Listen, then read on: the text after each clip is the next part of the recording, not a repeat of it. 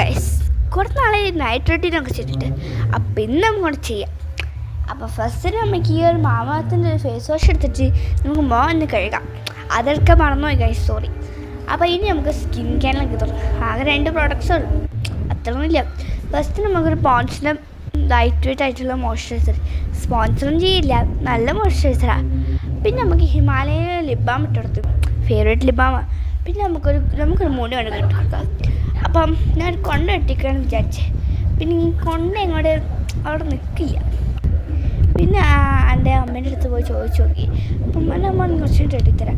പിന്നെ ഞാനൊരു നല്ലൊരു സിറം എടുത്തിട്ട് നമ്മൾ മുടിൻ്റെ അറ്റത്തൊക്കെ അപ്ലൈ ചെയ്ത് നോക്കും. എല്ലാ ദിവസവും ചെയ്യില്ലും, വീക്ക്ലി 1 or 2 ചെയ്യും.